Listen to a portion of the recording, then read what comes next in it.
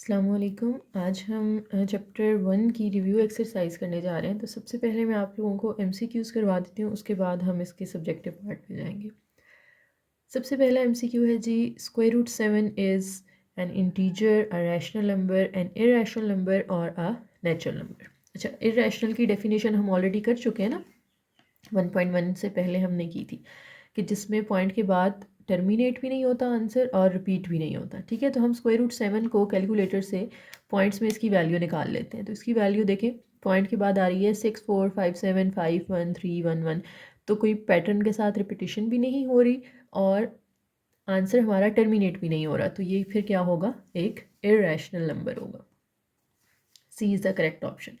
Next है pi and E R. ये दोनों क्या हैं, ये आपको वैसे भी याद होना चाहिए कि पाई और ई दोनों इरेशनल नंबर्स होते हैं, लेकिन आप इनकी वैल्यू निकाल के भी फाइंड कर सकते हैं। पाई की वैल्यू होती है 22/7। तो आप 22 डिवाइडेड बाई 7 करें तो पॉइंट्स में आप आंसर देख सकते हैं, टर्मिनेट भी नहीं हो रहा, रिपीट भी नहीं हो रहा। एक और तरीका भी होता है कि आप कैलकुलेटर से, ये देखिए 10 पावर के ऊपर ना ये पाई लिखा हुआ है येलो कलर में, तो शिफ्ट येलो है, येलो जो बटन है वो शिफ्ट के साथ काम करेंगे। तो शिफ्ट और इसको दबाएं तो ये पाई लिखा हुआ आ जाता है। इक्वल प्रेस करें और यहाँ से पॉइंट्स में इसको कन्वर्ट करें तो फिर भी इसकी वैल्यू आपको मिल जाएगी। इसी तरह से ई भी इसके ऊपर लिखा हुआ है, लेकिन ये लिखा हुआ है पिंक कलर में। तो पिंक कलर के जो बटन्स हैं वो अल्फ़ा के साथ काम करते हैं। अल्फ़ा इंटू 10 पर प्रेस करें तो ई आ जाएगा। इसकी भी वैल्यू भी आप देख लें, ये भी इरेशनल नंबर है। ठीक है, तो ये बोथ आर इरेशनल।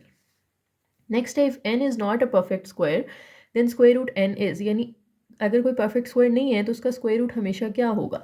देखिए कोई भी एग्जांपल ले लेते हैं, जैसे देखिए 8 है, 8 परफेक्ट स्क्वायर नहीं है। परफेक्ट स्क्वायर का मतलब होता है कि जिसका आप स्क्वायर रूट लें तो आंसर पॉइंट्स में आए। देखिए इसका आंसर पॉइंट्स में आ रहा है, तो ये 8 is not a perfect square. और इसके आंसर में देखें हमारे पास रिपीटिशन भी नहीं हो रही और टर्मिनेट भी नहीं हो रहा आंसर, तो फिर ये क्या होगा, इरेशनल नंबर होगा। तो ये डेफिनेशन आपने याद रखनी है, कोई भी नंबर अगर परफेक्ट स्क्वायर नहीं है तो वो क्या होगा, हमेशा उसका स्क्वायर रूट लेने से आपको पता चलेगा कि वो एक इरेशनल नंबर है। नेक्स्ट है square root 3 plus square root 5।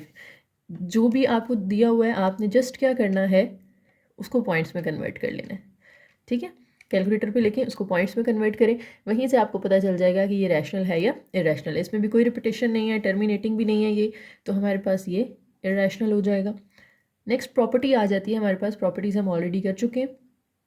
For all x belongs to r, यानी x अगर एक रियल नंबर है and when x is equal to x, तो ये कौन सी प्रॉपर्टी कहलाती है, इट इज़ रिफ्लेक्सिव प्रॉपर्टी। ये आपको याद करनी पड़ेंगी। ठीक है, let A B C belongs to R, 3 numbers हैं, तीनों रियल नंबर्स हैं। A is greater than B and B is greater than C, then A is greater than C. ये भी मैंने डिटेल से एक्सप्लेन की हुई है पहले।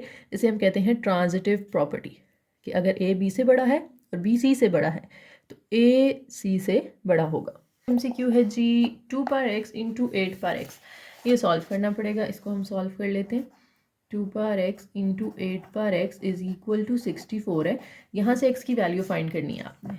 देखें ये बेस 2 है, 8 को भी हम बेस 2 में कन्वर्ट कर लेते हैं। 8 का अगर आप इस तरह से एलसीएम लें ना, यानी इसके फैक्टर्स फाइंड करें, तो 2 3 दफ़ा आएगा, तो इसको हम लिख सकते हैं 2 पावर 3।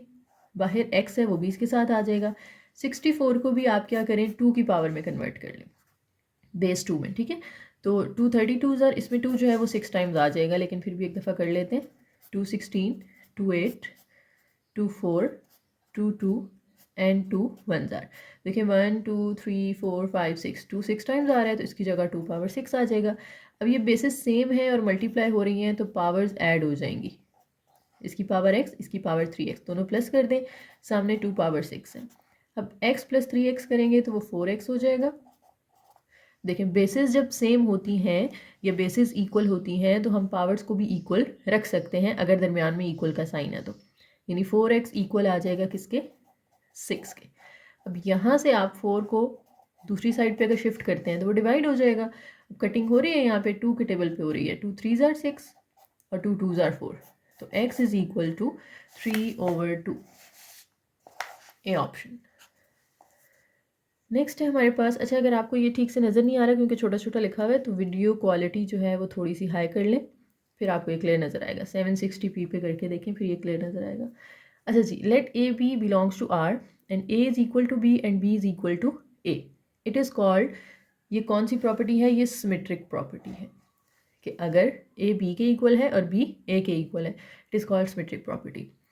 नेक्स्ट इसकी वैल्यू आपने बतानी है। अच्छा, अगर ये शॉर्ट क्वेश्चन होता तो हम क्या करते, इसके भी प्राइम फैक्टर्स निकाल लेते, 27 के भी फैक्टर्स बना लेते, फिर उसको सिंप्लीफाई करते। लेकिन ये एमसीक्यू है तो टाइम बचाने के लिए हमारे पास कैलकुलेटर तो मौजूद है, तो हम कैलकुलेटर पे बस अपना क्वेश्चन लिखेंगे। स्क्वायर रूट 75, स्क्वायर रूट से बाहर आएँ, प्लस लगाएं, फिर स्क्वायर रूट 27 इक्वल प्रेस करें तो आपको आंसर डायरेक्ट ही मिल जाएगा, 8 स्क्वायर रूट 3। नेक्स्ट है प्रोडक्ट ऑफ दिस इज़, इनकी प्रोडक्ट क्या होगी? तो प्रोडक्ट हम कैलकुलेटर से निकाल लेते हैं। एज इट इज़ आपने कैलकुलेटर पे ये डाल देना है question, 3 plus square root 5 bracket close, sorry इससे बाहर निकल के आपने ब्रैकेट क्लोज करनी है, फिर new bracket 3 minus square root 5 bracket close, equal press कर दें तो आंसर 4 आ रहा है। 4 क्या होता है? 4 एक रैशनल नंबर होता है, ऑड भी नहीं है क्योंकि 4 तो इवन होता है, 4 प्राइम नंबर भी नहीं है, और इर्रेशनल में तो हम पॉइंट्स वाला आंसर होता है ना, हम देखते हैं फिर वो रिपीट कर रहा है या टर्मिनेट हो रहा है तो फिर उस बेसिस पे हम डिसाइड करते हैं। तो ये सिर्फ क्या है? एक रैशनल नंबर। ये हमारे एमसीक्यूज कंप्लीट हो गए हैं। अब चलते हैं अपने सब्जेक्टिव पार्ट की तरफ। क्वेश्चन 2 के हमारे पास दो पार्ट्स हैं। फर्स्ट पार्ट है a into B plus C is equal to A B plus A C. ये चीज़ हमने प्रूफ करनी है और इसकी स्टेटमेंट में हमें a b और c की वैल्यूज़ दी हुई हैं। तो जस्ट आपने यहाँ a b c की वैल्यूज़ पुट कर देनी है। लेफ्ट हैंड साइड अलग से सॉल्व होगी, राइट हैंड साइड अलग से सॉल्व होगी, दोनों का आंसर सेम आना चाहिए। ठीक है, पहले हम लेफ्ट हैंड साइड कर लेते हैं। लेफ्ट हैंड साइड a की जगह पे a की वैल्यू पुट कर दें जो कि है 3/2 ब्रैकेट, b की जगह पे हम 5/3 पुट कर देंगे, प्लस c की क्या वैल्यू दी हुई है? 7/5। या आप लेफ्ट हैंड साइड अभी सॉल्व करें, आप चाहें तो दोनों को साथ साथ भी कर ले सकते हैं। चले हम साथ साथ ही कर लेते हैं। पहले ये लेफ्ट कर लेते हैं, इसके सामने ही फिर हम राइट कर लेंगे। ठीक है, अब 3/2 एज इट इज़, ब्रैकेट में दो फ्रैक्शंस के दरमियान में प्लस या माइनस हो तो हम क्या करते हैं? उनका एलसीएम ले लेते हैं। 5 और 3 का एलसीएम क्या होगा? 15 होगा। अब क्रॉस मल्टीप्लाई कर दें यहाँ पे, 5 5s are 25 plus 7 3s are 21, तो 3/2 और ब्रैकेट में 25 प्लस 21 कितना हो जाएगा? 46/15। अब देखिए अगर यहाँ पे कटिंग हो रही है तो कटिंग कर लेते हैं, वरना फिर ऐसे ही मल्टीप्लाई कर देंगे। तो कटिंग हो रही है यहाँ पे, ऊपर नीचे हम कटिंग कर सकते हैं ना। तो 3 1s आर 3 5s आर, इसकी कटिंग हो गई। फिर 2 1s are 2 2s are 2 3s are, तो 23 ऊपर आ जाएगा और ओवर के नीचे आ जाएगा 5। अब इसी तरह से हम दूसरी साइड भी सॉल्व करते हैं, उसका आंसर भी यही आना चाहिए। दूसरी साइड पे a इंटू बी है तो a की वैल्यू लिखेंगे, मल्टीप्लाई बाय b की वैल्यू लिखेंगे जो कि है 5/3। डॉट भी लगा सकते हैं आप, मल्टीप्लाई का साइन भी लगा सकते हैं और ब्रैकेट्स में भी लिख सकते हैं इसको। दरमियान में फिर प्लस है, फिर a और c मल्टीप्लाई हो रहे हैं तो a की वैल्यू डालें 3/2 और c की वैल्यू 7/5। अब ये आपस में मल्टीप्लाई कर दें, या अगर कटिंग हो रही है तो कटिंग कर दें, लेकिन हम कर लेते हैं, कटिंग कर लेते हैं। 3 और 3 ये आपस में कैंसिल हो जाएंगे और इधर तो कोई कटिंग नहीं हो रही, तो यहाँ पे हमारे पास ऊपर आ गया 5, नीचे 2 प्लस यहाँ पे 3 7s are 21 over 2 5s are 10। Again दो फ्रैक्शंस हैं, दरमियान में प्लस है तो हमें एलसीएम लेना पड़ेगा। 2 और 10 का एलसीएम अगर आप लें तो वो 10 ही होता है। एलसीएम लेते कैसे हैं देखें, आपने 2 और 10 इस तरह से एलसीएम ले लेना है। 2 1s आर 2 2 5s आर 10, फिर 5 1s आर 5 5 1s आर 5, तो 5 और 2 ये साइड वाले दोनों मल्टीप्लाई हो जाते हैं आपस में, तो 5 2s आर क्या आएगा? 10, तो इसलिए मैंने यहाँ पे 10 लिख लिया। अब इस 2 को 10 बनाने के लिए किससे मल्टीप्लाई करना पड़ेगा? 5 से। अगर मैं नीचे 5 से मल्टीप्लाई करूँ तो मुझे ऊपर भी 5 से मल्टीप्लाई करना पड़ेगा। ठीक है, यहाँ हमने क्रॉस मल्टीप्लाई किया था जब दोनों डिफरेंट डिनोमिनेटर हैं, ये दोनों एक दूसरे के टेबल में नहीं आते, तो फिर आप क्या करते हैं? जस्ट दोनों को नीचे मल्टीप्लाई कर देते हैं, वही उनका एलसीएम आ जाता है और क्रॉस मल्टीप्लाई कर देते हैं। लेकिन 2 और 10 दोनों सेम टेबल पे आते हैं ना, तो फिर यहाँ पे आपने क्रॉस मल्टीप्लिकेशन नहीं करनी। ठीक है, यहाँ पे आपने देखना है कि इन दोनों का एलसीएम क्या आता है, वो हमने रफ में निकाल लिया। फिर उसके बाद आप देखें कि इस एलसीएम हमारा 10 आ रहा है, तो दोनों डिनोमिनेटर हमने 10 बनाने हैं। यहाँ पे 10 बनाने के लिए मुझे 5 से मल्टीप्लाई करना पड़ेगा, और ये तो ऑलरेडी 10 है तो इसमें मैंने कुछ नहीं करना। इधर ऊपर आ जाएगा 5 5s आर 25 प्लस ये 21 एज इट इज़ आ जाएगा, क्योंकि ये ऑलरेडी डिनोमिनेटर 10 है तो किसी से भी इसको मल्टीप्लाई करने की ज़रूरत नहीं है। 25 + 21 करें, ये हमारे पास आ जाता है फिर से 46 और नीचे 10। अब इनकी मज़ीद कटिंग हो रही है यहाँ पे, तो कटिंग कर दें। 2 के टेबल पे जा रहे हैं, 2 2s are 2 3s are और 2 5s are, तो हमारा आंसर आ गया 23/5 और इधर भी 23/5 आ गया। तो left hand side right hand side की इक्वल आ गई है, सो प्रूव्ड। लिखते नीचे as left hand side is equal to right hand side, so proved. Next second part में भी left hand side right hand side अलग अलग दी हुई है, आपने दोनों सॉल्व करनी है। पहले लेफ्ट कर लेते हैं, फिर उसके सामने ही हम राइट कर लेंगे। ए की जगह ए की वैल्यू पुट कर दें, हमें दी हुई है ए की वैल्यू 3/2 प्लस बी की जगह पे 5/3 पुट कर देंगे और बाहर सी की जगह पे 7/5। अब आपको पता है पहले तो ब्रैकेट सॉल्व होती है ना। देखें 3 और 2 दोनों डिफरेंट डिनोमिनेटर हैं। जब दोनों डिफरेंट होते हैं तो मैंने अभी ऑलरेडी एक्सप्लेन किया है कि आप दोनों को मल्टीप्लाई कर देते हैं, क्योंकि दोनों किसी सेम टेबल में नहीं आते। तो 2 3s are 6 हो जाएगा। अब डिफरेंट डिनोमिनेटर्स थे तो हमने अब क्रॉस मल्टीप्लाई कर देना है। 3 3s are 9 + 2 5s are 10। बाहर वाला नंबर एज इट इज़ 10 + 9 आ जाएगा 19/6 और बाहर हमारे पास है 7/5। अब इनकी कटिंग तो हो नहीं रही, तो जस्ट आपने मल्टीप्लाई कर देना है। ठीक है, 19 को मल्टीप्लाई कर दें 7 के साथ, तो हमारे पास ऊपर आ जाएगा 133 और नीचे 6 को 5 से मल्टीप्लाई कर दें तो 30 आ जाता है। अब आप देख लें कि ये किसी सेम टेबल पे डिवाइड होते हैं या नहीं होते। नहीं होते। ठीक है, देखें सेम वही आंसर आ गया, यानी इनकी कटिंग नहीं हो सकती। तो बस यही आंसर है। अब दूसरी साइड पे आ जाए, ए सी प्लस बी सी, तो ए की जगह पे 3/2 मल्टीप्लाई बाय सी। सी की वैल्यू हमारे पास है 7/5 प्लस बी की जगह पे 5/3 डॉट सी की जगह पे 7/5। अब इनकी भी आपस में कोई कटिंग नहीं हो रही, तो हम ऊपर वाले आपस में और नीचे वाले आपस में मल्टीप्लाई कर देंगे। 3 7s are 21/2 5s are 10, 5 7s are 35/3 5s are 15।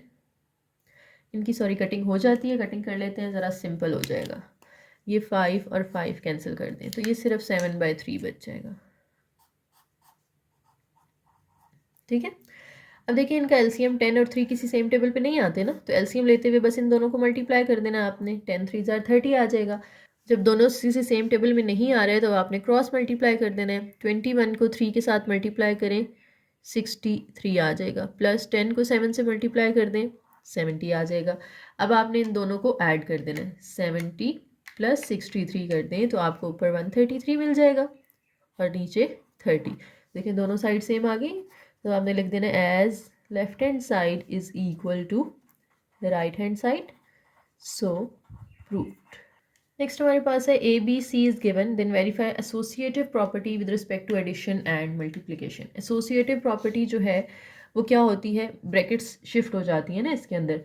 तो पहले हमने विद रिस्पेक्ट टू एडिशन लिखनी है, यानी अगर 3 नंबर प्लस हो रहे हैं ए बी और सी, तो दूसरी साइड पे भी तीनों प्लस होंगे। लेकिन यहाँ अगर आपने बी और सी के साथ ब्रैकेट लगाई है तो यहाँ पे आप ए और बी के साथ ब्रैकेट लगाएंगे। ये एडिशन में है। सेम इसी तरीके से आप मल्टीप्लिकेशन में भी कर सकते हैं। तो पहले हम एडिशन वाली कर लेते हैं, उसके बाद हम मल्टीप्लिकेशन वाली करेंगे। ए बी सी की वैल्यूज पुट कर दें लेफ्ट साइड पे। ए हमारे पास 4/3 है प्लस ब्रैकेट में बी की जगह पे 5/2 प्लस सी की जगह पे 7/4। अब 4/3 एज इट इज़ प्लस, पहले ब्रैकेट सॉल्व होती है। 2 और 4 किसी सेम टेबल पे जाते हैं, 2 के टेबल पे जाते हैं। ठीक है, अगर ये किसी सेम टेबल पे जाते हैं तो हमने क्या करना है, हमने इनको सेम बनाना है। यानी अब यहाँ पे क्रॉस मल्टीप्लिकेशन तो नहीं हो सकती। क्रॉस मल्टीप्लिकेशन तब होती है जब दोनों डिनोमिनेटर किसी सेम टेबल पे ना जाते हो। अभी देखें 2 को 4 बनाया जा सकता है अगर मैं इसको 2 से मल्टीप्लाई कर दूँ। तो अगर मैं नीचे 2 से मल्टीप्लाई कर रही हूँ तो मुझे ऊपर भी 2 से मल्टीप्लाई करना पड़ेगा। तो ऊपर आ जाएगा 5 2s are 10 प्लस 7, क्योंकि ये तो ऑलरेडी 4 था, ये 4 आ गया। ठीक है, 4/3 प्लस 10 + 7 कितना हो जाएगा, 17/4। अब इनका फिर एलसीएम लेना है। अब 3 और 4 तो किसी सेम टेबल में नहीं जाते, तो इनका एलसीएम 3 4s are 12 आ जाएगा। और अब क्रॉस मल्टीप्लाई करना पड़ेगा। 4 4s are 16 प्लस 17 को आपने 3 से मल्टीप्लाई कर देना है तो वो 51 आ जाएगा। अब इन दोनों को प्लस कर दें तो ये आ जाएगा 67/12। इसी तरीके से अब आपने राइट हैंड साइड भी निकाल लेनी है।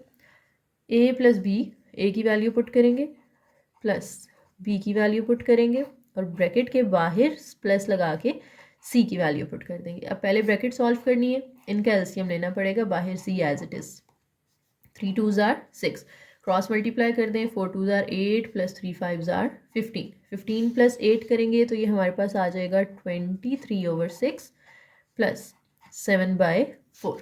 अब ये 6 और 4 सेम टेबल पे जाते हैं ना, 2 के टेबल पे जाते हैं, तो फिर हमने जस्ट इनको मल्टीप्लाई नहीं कर देना बल्कि इनका अलग से एलसीएम लेना है 6 और 4 का। 2 3s are 6, 2 2s are 4, फिर से 2 पे जाएंगे हम, 2 1s are 2 और 3 तो 2 पे नहीं जाता तो 3 as it is. I hope कि आप लोगों को पहले मेथड आता होगा एलसीएम लेने का। फिर 3 के टेबल पे जाएंगे, 3 1s are और 1 एज इट इज़। अब साइड वालों को मल्टीप्लाई कर दें, 2 2s are 4, 4 3s are 12, तो एलसीएम क्या आ रहा है 12। तो इधर आपने नीचे 12 लिख लेना है। अब इन दोनों को 12 बनाना है। 6 को किससे मल्टीप्लाई करें तो वो 12 बनेगा, 6 को अगर आप 2 से मल्टीप्लाई करें तो वो 12 बनता है। अगर नीचे 2 से मल्टीप्लाई किया है तो ऊपर भी करना पड़ेगा, जो काम ओवर के नीचे करना है वही ऊपर भी करना है। इसी तरह से 4 को 12 बनाने के लिए किससे मल्टीप्लाई करना पड़ेगा, 3 से। 4 3s are 12 होता है। अगर नीचे 3 से मल्टीप्लाई कर रहे हैं ऊपर भी 3 से मल्टीप्लाई करेंगे। अब इन दोनों को करें मल्टीप्लाई, 23 को 2 से मल्टीप्लाई करें 46, 7 3s are 21। अब इन दोनों को प्लस कर दें, 4 + 2 6, 6 + 1 7 और नीचे 12। देख लें दोनों साइड सेम आ गई। तो as left hand side is equal to right hand side, so associative property हमारी with respect to addition prove हो चुकी है। अब हम इसको विद रिस्पेक्ट टू मल्टीप्लिकेशन कर लेते हैं। तो मल्टीप्लिकेशन में क्या होता है, जैसे मैंने एडिशन में तीनों प्लस किए थे, मल्टीप्लिकेशन में तीनों मल्टीप्लाई होंगे, लेकिन पहले बी और सी के साथ ब्रैकेट लगा दें, फिर आप ए और बी के साथ ब्रैकेट लगा दें। ठीक है, अब इसमें भी आपने वैल्यूज पुट करनी है, लेफ्ट हैंड साइड अलग से सॉल्व करनी है, राइट अलग से। ए की जगह पे आ जाएगा 4/3 इंटू बी की जगह पे 5/2 मल्टीप्लाई बाय सी की जगह पे 7/4।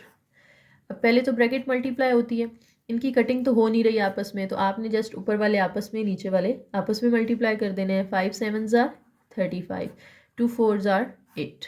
अब इनकी कटिंग हो सकती है आपस में, जैसे 4 1s are 4 2s are, तो ऊपर आ गया 35, क्योंकि 1 और 35 मल्टीप्लाई होंगे तो 35 आ जाएगा, नीचे 3 2s are क्या हो जाएगा 6। इसी तरह से दूसरी साइड आपने सॉल्व करनी है, ए की वैल्यू मल्टीप्लाई बाय बी की वैल्यू ब्रैकेट फिर सी की वैल्यू। अब इनकी कटिंग पहले से ही हो रही है तो हम कर लेते हैं, 2 1s are 2 2s are। अब 2 5 से मल्टीप्लाई होगा 10, 3 1 से मल्टीप्लाई होगा तो 3, बाहर है 7/4, यहाँ पे भी कटिंग हो रही है, 2 2s are 2 5s are। 5 और 7 मल्टीप्लाई होंगे तो 35 हो जाएगा, 3 और 2 मल्टीप्लाई होंगे तो 6 आ जाएगा। दोनों साइड सेम आ गई हैं, तो as left hand side is equal to right hand side, so proved. Next question है हमारा जी, क्या 0 एक रैशनल नंबर है। तो रैशनल नंबर की एक जो बिल्कुल बेसिक डेफिनेशन होती है ना, वो ये होती है कि कोई भी नंबर है उसको अगर हम फ्रैक्शन फॉर्म में लिख सकते हैं तो वो रैशनल होगा। ठीक है, ये बिल्कुल बेसिक सी डेफिनेशन है इसकी। बाकी फिर वो आगे बाद में केस आता है कि टर्मिनेटिंग नॉन टर्मिनेटिंग या हमारे पास जो रिकरिंग वगैरह था उसमें फिर हम इरेशनल को डिफाइन करते हैं। जैसे अगर 2 है तो इसके नीचे अगर कुछ नहीं है तो मैं 1 लगा सकती हूँ ना, तो ये हम कहेंगे कि एक रैशनल नंबर है। ठीक है, क्योंकि इसे हम दो इंटीजर्स की रेशो के तौर पे लिख सकते हैं। जो डिवीजन होती है ना, इसको रेशो भी बोलते हैं। यानी अगर आपके पास 2/1 लिखा हुआ है, आप इसको 2:1 भी लिख सकते हैं। तो रेशो और ये डिवीजन ये तकरीबन एक ही जैसी चीज़ होती है। अच्छा, अब 0 मेरे पास अगर लिखा हुआ है तो मैं 0 के नीचे कुछ नहीं है तो उसके नीचे 1 लगा सकती हूँ। 0 के नीचे कुछ नहीं है उसके नीचे 2 भी लगा सकते हैं। 0 के नीचे हम 3 भी लगा सकते हैं। यानी 0/3 करें तो वो भी 0 आएगा, 0/2 करें तो वो भी 0 आएगा, 0/1 करें वो भी 0 आएगा। यानी 0 के नीचे कोई भी नॉन नेगेटिव से मुराद है कि सॉरी नॉन ज़ीरो से मुराद है कि ओवर के नीचे 0 नहीं आना चाहिए। वो मैथ में अलाउ नहीं है कि आप डिवीजन नहीं कर सकते 0 के साथ, division bye 0 is not allowed. ठीक है, लेकिन किसी और नॉन ज़ीरो नंबर से आप 0 को डिवाइड कर सकते हैं। तो 0 एक रैशनल नंबर है, क्योंकि ये रैशनल नंबर की जो डेफिनेशन है कि रेशो ऑफ 2 इंटीजर्स जिसमें डिनोमिनेटर जो है वो नॉन ज़ीरो होना चाहिए, ये उसको सेटिस्फाई करता है। ठीक है, इसी को अब हमने सेंटेंस बना के प्रॉपर लिखते हैं। एक्सप्लेन कर दिया तो इसी को हम अब लिख लेते हैं यहाँ पे। ठीक है, has 0 can be expressed has can be expressed as, जैसे मैंने दो आपको इसी दो लिख लें, जैसे 0/1 लिख लें और 0/2 लिख लें, ये कहें और एनी नॉन जीरो इंटीजर, ये नीचे 1 हो सकता है, 2 हो सकता है, ये कोई भी नॉन जीरो इंटीजर हो सकता है, कहाँ पर, डिनोमिनेटर में, इन डिनोमिनेटर। तो 0 को हम इस तरह लिख सकते हैं, since 0 can be expressed, can be expressed, यहाँ पे हम रैशनल नंबर की डेफिनेशन कोट करेंगे, ठीक है, can be expressed as ratio of integers, हमने इंटीजर्स बोला था, हमको इंटीजर से बता दें, नेगेटिव नंबर भी हो सकता है, पॉजिटिव नंबर भी हो सकता है, ठीक है, with a non zero denominator, यानी डिनोमिनेटर में जीरो नहीं आना चाहिए, with a non zero denominator, so it meets the definition of a rational number. So yes, 0 is a rational number. यही पूछा था उन्होंने हमसे कि 0 रैशनल नंबर है या नहीं है, अगर है तो एक्सप्लेन करें। नेक्स्ट है जी, आपने क्वेश्चन नंबर 5 में ट्रिग्नोमेट्री प्रॉपर्टी लिखनी है ऑफ रियल नंबर्स। तो ये प्रॉपर्टी हमने ऑलरेडी पढ़ी हुई है, बस वो यहाँ पे आपने लिख लेनी है। सबसे पहले आप कहेंगे फॉर ऑल, ये जो उल्टा ए होता है इसको पढ़ते हैं for all A comma B belongs to real numbers, यानी कोई भी दो नंबर्स आप ले लें वो रियल नंबर्स होने चाहिए, ठीक है। ईदर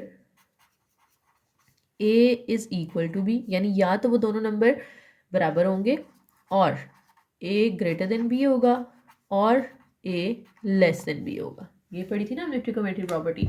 ट्राई मीन्स 3, तो ये ट्राई जहाँ इसके नाम में आ रहा है ना, तो इसका मतलब है कि इसमें 3 पॉसिबिलिटीज़ आएंगी। यहाँ से आप याद रख सकते हैं प्रॉपर्टी के, या तो ए और बी बराबर होंगे, या ए बी से बड़ा होगा, या ए बी से छोटा होगा। जो ए और बी हैं ये दोनों क्या हैं, रियल नंबर्स हैं। Next question number 6 is find to rational numbers between 4 and 5। इस तरह का एक क्वेश्चन हमने एक्सरसाइज में भी किया हुआ है, ठीक है। तो वही मेथड हम यूज़ करेंगे। फर्स्ट रैशनल नंबर पहले निकाल लेते हैं हम।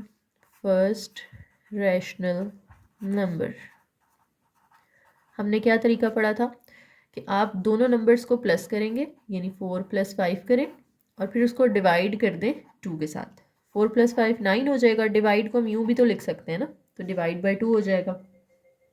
अब यहाँ पे इसको आप चाहे तो पॉइंट्स में कन्वर्ट कर लें, चाहे तो फ्रैक्शन में ही रहने दें, ठीक है। उसके बाद हम निकाल लेते हैं second rational number. Second rational number निकालने के लिए अब फिर हमने प्लस करना है। एक तो ये नंबर लाजमी लेना है, बाकी इसके साथ आप चाहे 4 ले लें चाहे 5 ले लें। हम डिफरेंट स्टूडेंट्स जो है वो डिफरेंट आंसर्स निकाल सकते हैं। जो 4 यूज़ करेंगे उनका आंसर कुछ और आ सकता है, जो 5 यूज़ करेंगे उनका आंसर कुछ और आ सकता है, क्योंकि 4 और 5 के दरमियान बहुत सारे नंबर्स हैं ना पॉइंट्स में। 4.1, 4.2, 4.3, बहुत सारे नंबर्स हैं। तो आपने उनमें से कोई से 2 बताने हैं, ठीक है। तो डिफरेंट आंसर्स भी आ सकते हैं, कोई मसला नहीं है। बस ये ख्याल करें कि वो आंसर आना 4 और 5 के दरमियान में ही चाहिए। जैसे 9/2 को अगर आप पॉइंट्स में करते हैं तो ये 4.5 आता है। 4.5 4 और 5 के बीच में लाई करता है ना, बस इस चीज़ का आपने ख्याल करना है। अब एक नंबर तो हमने ये वाला लेना है 9/2 लाजमी, और इसके साथ प्लस कर लें आप फर्स्ट या सेकेंड, 4 ले लें या 5 ले लें। तो मैं यहाँ पे 5 ले रही हूँ। फिर इसको भी डिवाइड कर देना आपने 2 के साथ। अब इसके नीचे कुछ नहीं है तो 1 होगा। 2 फ्रैक्शंस हैं, दरमियान में प्लस है, तो एलसीएम लेना पड़ेगा। 2 1s are 2, क्रॉस मल्टीप्लाई कर दें। 9 + 2 5s are 10। और डिवाइड को जब आप मल्टीप्लाई करते हैं तो रेसिप्रोकल आ जाता है, तो 2 का रेसिप्रोकल 1/2 हो जाएगा। 10 + 9 करेंगे तो 19/2 मल्टीप्लाई बाय 1/2। अब कटिंग तो यहाँ पे हो नहीं रही, क्योंकि ये 2 और 2 नहीं काट सकते आप, दोनों ओवर के नीचे हैं। ओवर के ऊपर वाला नंबर ओवर के नीचे वाले नंबर के साथ कट हो सकता है, आमने सामने इस तरह कटिंग नहीं होती, ठीक है। 19 1s are 19, 2 2s are 4। तो ये हमारा सेकेंड रैशनल नंबर आ गया। तो हमने 2 ही फाइंड करने थे, बस क्वेश्चन हमारा यहाँ पे ख़त्म हो जाएगा। क्वेश्चन नंबर 7 के 3 पार्ट्स हैं और इनको सिंप्लीफाई करना है आपने। फर्स्ट पार्ट में देखें, 5th रूट है x power 15, y power 35, z power 20। अच्छा, जैसे स्क्वायर रूट होता है, इसको अगर आप पावर में लिखना चाहें तो पावर 1/2 बन जाती है। क्यूब रूट होता है, उसको अगर आप पावर में लिखना चाहें तो पावर 1/3 बन जाती है। इस तरह से जो 5th रूट है, इसको अगर आप पावर में लिखना चाहते हैं तो ये बन जाएगी पावर 1/5, ठीक है। जो भी यहाँ रूट होता है ना, अगर आप रूट ख़त्म करके उसको एक्सपोनेंट यानी पावर की फॉर्म में लेना चाहते हैं तो आपने इसको 1 के नीचे लिख देना होता है। अब अंदर है x की power 15, y power 35 over z power 20। अच्छा जी, अब यहाँ पे आपने क्या करना है कि जो पावर 1/5 है उसको अलग अलग कर लेना है सबके साथ। x पावर 15 के साथ ये पावर 1/5 अलग कर लें, y की पावर 35 के साथ 1/5 अलग कर लें, और जो नीचे z पावर 20 है इसके साथ पावर 1/5 अलग कर लें। अब पावर्स की कटिंग होती है तो कटिंग कर दें। यहाँ पर 5 और 15 की कटिंग होगी, 5 और 35 की कटिंग होगी, 5 और 20 की कटिंग हो जाएगी। तो हमारे पास x की पावर में क्या रह गया, 3 1s are 3, y की पावर में 7 1s are 7 और z की पावर में 4 1s are 4। ये आपका आंसर है। नेक्स्ट पार्ट देखें जी, 27 पावर 2x है और इसका क्यूब रूट है। तो अभी मैंने बताया कि जो रूट ख़त्म करके हम पावर बनाते हैं तो जो भी यहाँ रूट होगा वो 1 के नीचे चला जाएगा। तो 3 1 के नीचे जाएगा तो पावर 1/3 बन जाएगी। अब 27 को आप लिख सकते हैं कि ये 3 का क्यूब है। एक पावर इसकी ये 2x आ रही है, एक पावर इसकी 1/3 आ रही है। तो ये तीनों हमने मल्टीप्लाई कर देनी है पावर्स। अब यहाँ पे कटिंग हो रही है 3 और 3, क्योंकि एक 3 ओवर के ऊपर एक नीचे है, वो कट जाएंगे। तो 3 की पावर सिर्फ क्या रह जाएगी, 2x रह जाएगी। That is our answer.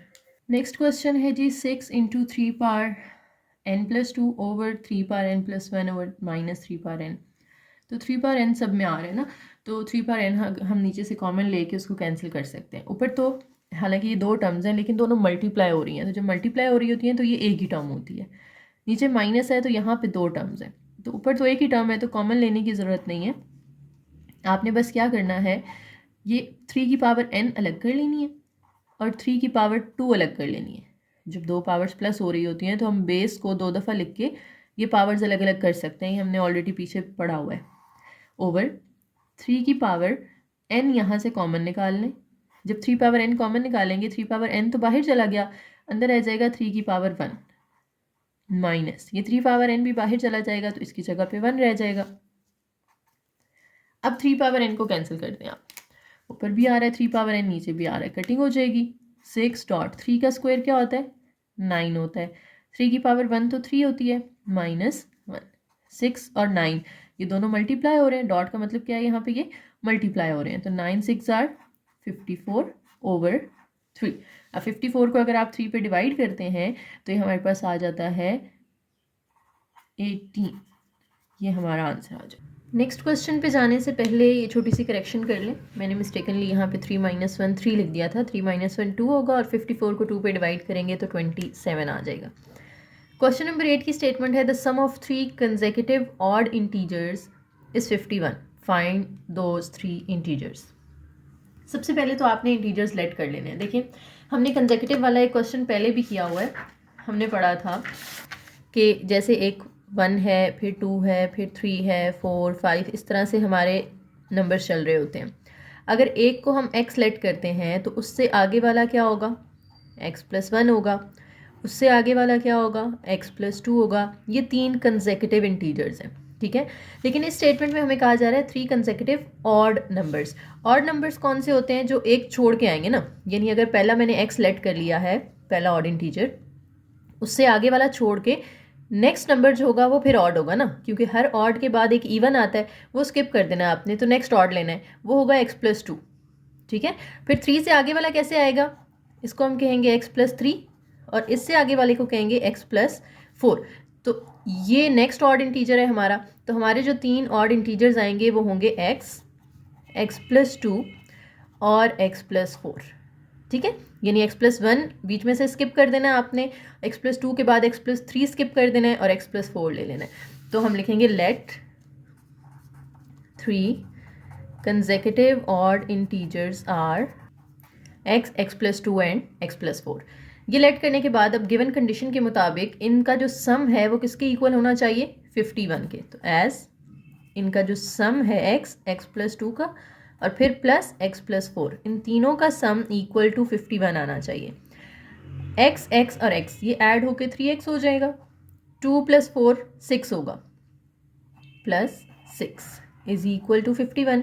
अब ये 6 यहाँ प्लस हो रहा है, दूसरी साइड पे जाके माइनस हो जाएगा। 3x इज इक्वल टू 51 में से 6 माइनस कर दें तो 45 आ जाता है। अब ये जो 3 यहाँ मल्टीप्लाई हो रहा है ये आप वहाँ जाके डिवाइड कर दें तो x हमारे पास आ जाएगा 15। x इज इक्वल टू 15, ये हमारा फर्स्ट इंटीजर आ गया, इंटीजर। फिर हमने निकालना है second integer. Second odd integer हमने लेट किया था x+2 ना, पहला x लेट किया था, दूसरा x + 2 लेट किया था। तो second integer x + 2 is equal to x की वैल्यू क्योंकि हमने 15 निकाली है तो यहाँ पुट कर दें 15 + 2, तो ये इक्वल आ जाएगा 17 के। इसी तरह से आपने अब थर्ड इंटीजर निकालना है। Third integer is equal to x + 4 let किया हुआ था हमने उसको, तो x की जगह 15 पुट करें, 15 + 4 करेंगे तो हमारे पास 19 आ जाएगा। तो यही तीन हमारे कंसेक्यूटिव ऑड इंटीजर्स हैं। आप अपना आंसर चेक कर सकते हैं, तीनों को प्लस करें 15, 17 और 19 को, आपको 51 ही मिलेगा। Next question is Abdullah picked up 96 balls and placed them into 2 buckets. One bucket has 28 more balls than the other. How many balls were in each bucket? Total 96 balls हैं, 2 बास्केट्स में उसने रख दी हैं उसको। एक में जितनी बॉल्स हैं ना, दूसरी में उससे 28 ज़्यादा हैं। ठीक है, तो हम लेट कर लेते हैं, let balls in one bucket is equal to x। पहली बकेट में x बॉल्स हैं, then balls in second bucket कितनी होंगी? अगर पहली में x हैं और दूसरी में 28 उससे ज़्यादा हैं तो x में 28 ऐड हो जाएगा। इसके बाद अब हमें कहा जा रहा है कि टोटल बॉल्स 96 हैं, तो अगर हम इन दोनों को ऐड कर दें एज गिवन कि जो टोटल बॉल्स हैं वो 96 हैं, तो x प्लस ये वाली बॉल्स x + 28, दोनों बकेट्स की बॉल अगर हम ऐड करें तो वो 96 आता है। अब यहाँ से आप x की वैल्यू निकाल सकते हैं इजीली, 2x हो जाएगा ये ऐड होके, 28 इज़ इक्वल टू 96। अब 2x इधर ही रखें, 28 जो यहाँ प्लस हो रहा है ये उधर जाके माइनस हो जाएगा। अब 96 में से आप 28 माइनस कर दें, 68 आ जाएगा। अब 2 जो यहाँ पर मल्टीप्लाई हो रहा है वो दूसरी साइड पे जाके डिवाइड कर दें और इनकी कटिंग कर दें, 2 3 ज़ार 2 4 ज़ार। तो फर्स्ट में हमने x लेट किया था ना, तो हम कहेंगे बॉल्स इन फर्स्ट बकेट कितनी है 34। Then balls in second bucket कितनी होंगी? बॉल्स इन सेकेंड बकेट, क्योंकि वो x + 28 थी तो x की वैल्यू हमने क्या निकाली है 34 निकाली है, तो यहाँ 34 पुट कर दें, 34 + 28, तो 4 और 8 12 हो जाएगा, 3 2 5 और 1 6 62 बॉल्स हो जाएंगी। तो ये हमने दोनों बकेट्स में नंबर ऑफ़ बॉल्स निकाल ली। आप चाहें तो अपना आंसर चेक कर सकते हैं, दोनों को प्लस करें 34 और 62 को, आपको 96 ही मिलेगा। Okay, the last question of our chapter is Salma invested 350,000 rupees in a bank which paid simple profit at the rate of 7.1/4% per annum. After 2 years, the rate was increased to 8%. Find the amount she had after 7 years. देखिए उसने total investment की थी 3,50,000, इसको हम कहते हैं principal amount. तो ये P की वैल्यू हो जाएगी 350,000 रुपीज़। उसके बाद जो रेट है उसको हम R से रिप्रेजेंट करते हैं, तो रेट हमें दिया हुआ है 7/1/4%। इसका होल आप ख़त्म कर लें तो 7 4 ज़ार 28 + 1 29/4%। परसेंटेज भी आप चाहें यहीं पे ख़त्म कर दें। होल ख़त्म करना आता है ना, क्या करते हैं हम साइड वालों को मल्टीप्लाई करते हैं, 7 4 ज़ार 28 होगा, उस 28 में ऊपर 1 प्लस कर देना आपने, तो 29 आ जाएगा, नीचे 4 एज इट इज़। परसेंटेज को भी आप इधर ही ख़त्म कर दें। परसेंटेज ख़त्म करने के लिए जिसके साथ भी परसेंटेज का साइन है आप उसको डिवाइड कर देते हैं 100 के साथ, तो हम नीचे इसको 100 से डिवाइड कर देंगे। एक नंबर पहले से नीचे 4 मौजूद था तो उसके साथ मैंने मल्टीप्लाई लगा के ये लिख दिया, तो ये आ जाएगा 29/400। अब इसको आप पॉइंट्स में कन्वर्ट कर लें, तो डिवाइड कर दें 29 डिवाइडेड बाय 400, तो ये पॉइंट्स में हमें आंसर देगा 0.0725। ठीक है, टी हमें दिया हुआ है, यहाँ पे टाइम कितना है, टाइम देखें 2 दफ़ा दिया हुआ है, एक 2 ईयर्स एक 5 ईयर्स, फिर उसके बाद वो कह रहे हैं कि टोटल 7 ईयर्स का आपने निकालना है। तो ये क्वेश्चन जो है ना वो 2 पार्ट्स में सॉल्व होगा। टोटल टाइम तो हमारा 7 ईयर्स है कि आपने 7 साल बाद देखना है कि उसके पास, उसको जो ऊपर प्रॉफिट मिलता रहा है उसकी अमाउंट पे, तो उसके पास कितनी रकम जमा हो चुकी है। लेकिन हमने पहले 2 ईयर्स का अलग से निकालना पड़ेगा क्योंकि उसका रेट कुछ और है, 7/1/4%। ठीक है, तो हम यहाँ पे 2 लिख लेते हैं क्योंकि इस रेट के लिए जो टाइम है वो 2 ईयर्स है। फिर नेक्स्ट रेट हम बाद में निकालेंगे। हेडिंग दे दी है मैंने यहाँ पे कि हम पहले फर्स्ट 2 ईयर्स के लिए ये चीज़ निकाल रहे हैं। तो इंटरेस्ट का जो फॉर्मूला होता है ना, सिंपल इंटरेस्ट का, प्रॉफिट मिल रहा है ऊपर, तो यानी इंटरेस्ट मिल रहा है, सूद मिल रहा है एक तरह से। हमने पीछे भी इस तरह का एक सवाल किया था, उसमें हमने कंपाउंड इंटरेस्ट निकाला था। अभी ये सिंपल इंटरेस्ट है। तो सिंपल इंटरेस्ट का जो फॉर्मूला होता है वो होता है I is equal to P R T. ठीक है, पी हमारी प्रिंसिपल अमाउंट है, आर हमारा रेट है और टी जो है वो टाइम है। तो प्रिंसिपल अमाउंट भी हमें दी हुई है, आर भी दिया हुआ है और टी भी दिया हुआ है। तो सारी वैल्यूज़ आपने यहाँ पे पुट कर देनी है इनटू 2, तीनों को मल्टीप्लाई कर दें तो आपके पास इसका सिंपल इंटरेस्ट आ जाएगा कि कितनी एक्स्ट्रा अमाउंट उसको मिलनी है। तीनों को मल्टीप्लाई कर दें, 350,000 मल्टीप्लाई बाय 0.0725 मल्टीप्लाई बाय 2, तीनों को मल्टीप्लाई किया तो हमारे पास आ गया 50,750 रुपीज़। यानी पहले 2 सालों में 50,750 रुपये एक्स्ट्रा उसके पास आ चुके हैं एज अ प्रॉफिट। फिर नेक्स्ट 5 ईयर्स के लिए, for next 5 years rate change हो जाता है। पहले 7 होल 1/4 था, अब रेट चेंज होके हमारा हो गया है 8%। तो दोबारा से हम डेटा लिखेंगे, प्रिंसिपल अमाउंट तो सेम रहेगी 350,000, रेट जो है अब वो हो चुका है 8%। तो परसेंटेज ख़त्म करने के लिए हम 8 को 100 पे डिवाइड कर देंगे, ये आ जाएगा 0.08। उसके बाद टाइम जो है यहाँ पे अब हमारा है 5 ईयर्स का। फॉर्मूला लिखेंगे I is equal to P R T. तो पी 350,000 मल्टीप्लाई बाय आर है 0.08 मल्टीप्लाई बाय टी है 5 ईयर्स। अब इन तीनों को आपने मल्टीप्लाई कर देना है, मल्टीप्लाई बाय यहाँ पे 5 आ गया है और यहाँ आ गया है 0.08। तो ये हमें आंसर दे रहा है 1,40,000। अब टोटल कितनी एक्स्ट्रा अमाउंट उसको मिल चुकी है वो हमने इन दोनों को ऐड करके निकाल लेना है। हम इधर लिख लेते हैं amount after 7 years, amount after 7 years. एक तो जो 350,000 उसने इन्वेस्ट किया था वो तो उसके पास है, उसको मिलेगा ही लाजमी वापस, ठीक है। बाकी ये जो 50,750 है ये भी मिलेगा साथ में, 50,750 प्लस, और जो 1,40,000 है 5 ईयर्स के बाद का हमने निकाला था वो भी मिलेगा। तो ये तीनों अमाउंट्स आपने ऐड कर देनी है, तो उसको टोटल पेमेंट जितनी मिलेगी वो आ जाएगी 50,750 प्लस 350,000, तो 5,40,750 rupees she will have at the end of 7 years. ठीक है जी, तो चैप्टर 1 हमारा कंप्लीट हो गया। उम्मीद है आप लोगों को समझ आई होगी। कोई भी कन्फ्यूजन है, कोई क्वेश्चन अगर आपको पूछना है तो आप लोग कमेंट सेक्शन में पूछ सकते हैं, इंशाल्लाह मैं आपको रिस्पॉन्ड करूँगी। और वीडियो पसंद आई हो तो लाइक करें, चैनल को ज़रूर सब्सक्राइब कीजिएगा, एक प्यारा सा कमेंट लाजमी कीजिएगा और अपने फ्रेंड्स के साथ शेयर कीजिएगा। थैंक यू, अल्लाह हाफिज़।